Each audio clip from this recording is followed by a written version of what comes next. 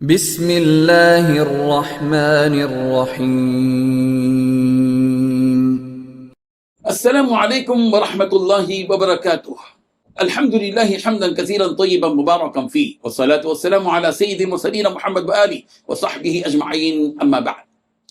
حاضرین و ناظرین، یہ درس قرآن نمبر 159 ہے اور آج سورۃ البقرہ کی 4 آیتوں کی تلاوت و تشریح کی جائے گی۔ آیت نمبر 199 تا 202۔ اعوذ باللہ من الشیطان الرجیم، بسم اللہ الرحمن الرحیم۔ ثم افیضوا من حیث افاض الناس واستغفروا اللہ ان اللہ غفور رحیم۔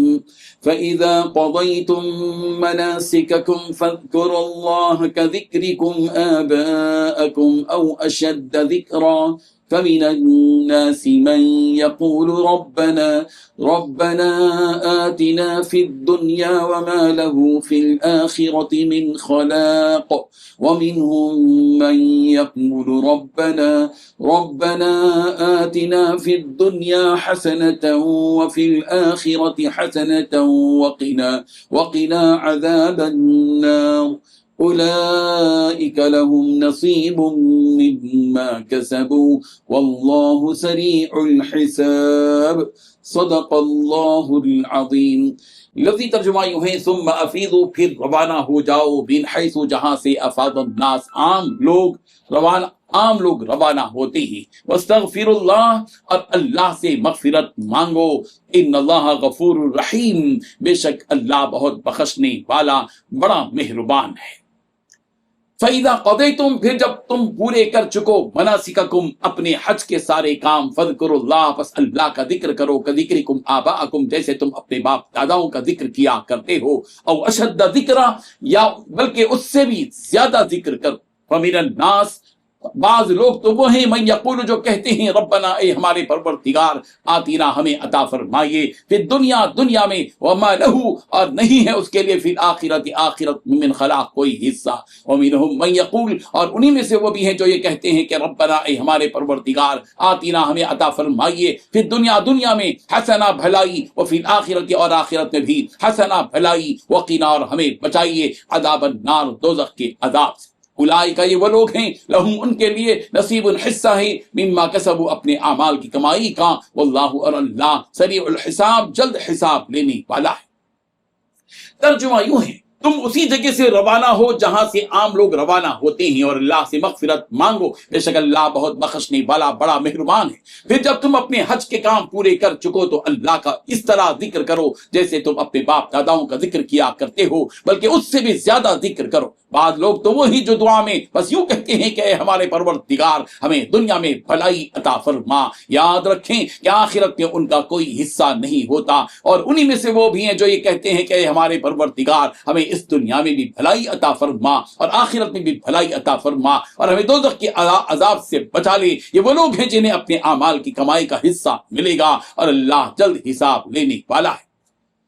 ان 4 آیتوں میں اللہ تبارک و تعالیٰ نے 4 باتیں بیان کی ہیں۔ پہلی بات، تم اسی جگہ سے واپس آؤ جہاں سے دوسرے لوگ واپس آئیں۔ دوسری بات، اللہ سے مغفرت طلب کرنے کا حکم دیا گیا۔ تیسری بات، حج کی ادائیگی کے بعد ذکر الہی کا حکم دیا گیا۔ چوتھی بات، اللہ تعالیٰ سے دنیا اور آخرت دونوں کی بھلائی مانگنے والوں کی تحسین کی گئی۔ بزرگان محترم، حضرت عائشہ صدیقہ رضی اللہ عنہا نے بیان فرمایا کہ قریش اور وہ لوگ جو ان کے دین پر تھے، یہ سب زمانے جاہلیت میں جب حج کیا کرتے تھے تو عرفات کے میدان میں نہیں جاتے تھے، بلکہ مزدلفہ ہی میں ٹھہر جاتے تھے اور وہیں سے واپس بھی ہو جاتے تھے۔ جب اسلام آیا تو اللہ تعالیٰ نے آپ علیہ الصلوۃ والتسلیم کو حکم دیا کہ عرفات میں جا کر وقوف کریں، پھر وہاں سے واپس آئیں۔ یہی حکم یہاں دیا گیا، ثم افیضوا من حیث افاض الناس، پھر تم اسی جگہ سے واپس آؤ جہاں سے دوسرے لوگ واپس آئیں۔ اللہ تعالیٰ نے یہاں واستغفر اللہ کے ذریعے اللہ تعالیٰ سے مغفرت مانگنے کا حکم دیا ہے۔ حج بہت بڑی عبادت ہے، ہو سکتا ہے کہ اس میں کچھ کوتاہی ہوئی ہو، اس لیے حکم دیا گیا کہ اللہ تعالیٰ سے مغفرت کی دعا کی جائے۔ जब अपना हज पूरा कर लो, यानी जब हज के सारे मनासिक अदा हो जाएं, तो अब जिक्र करो, और वो जिक्र भी यूं ही मामूली तौर पर नहीं, बल्कि जिस तरह तुम अपने बाप दादाओं का जिक्र करते हो, इसी तरह बल्कि उससे भी बढ़कर अल्लाह का जिक्र करो। हम उस रब को कैसे भूल जाएं जिसकी नेमतों की हसीन सायों में हम अपनी जिंदगी बसर कर रहे हैं। हर हर नेमत को देखते जाना और उस नेमत के देने वाले को याद करते जाना, ये बंदे की वफादारी का वो हसीन मंजर है जो उस रब्बे जुल जलाल को पसंदीदा और महबूब है। दुनिया में लोग दो तरह के होते हैं, एक तो वो हैं जिनको सिर्फ दुनिया मतलूब होती है, उनकी जिंदगी का हदफ और निशाना और टारगेट सिर्फ दुनिया है। ऐसे लोग सिर्फ दुनिया की अच्छाइयां और भलाइयां ही मांगते हैं, उन्हें मरने के बाद वाली जिंदगी से कोई सरोकार नहीं होता। और अल्लाह का फैसला भी ऐसे बदबख्त लोगों के बारे में यह है कि उनका आखिरत में कोई हिस्सा नहीं। और दूसरे वो खुशनसीब लोग हैं जो एक तरफ दुनिया की भलाइयां भी मांगते हैं और दूसरी तरफ आखिरत भी मांगते हैं और आखिरत की अच्छाइयां मांगते हैं और उसके साथ दोज़ख के अजाब से पनाह भी मांगते हैं। ऐसे खुशनसीब लोगों के बारे में रब्बे जुल जलाल ने फरमाया, उलाइका लहुम नसीबुम मिम्मा कसबू, ये वो लोग हैं कि जिनके लिए बड़ा हिस्सा है उनके अमाल की वजह से, और अल्लाह जल्द ही हिसाब लेने वाला है।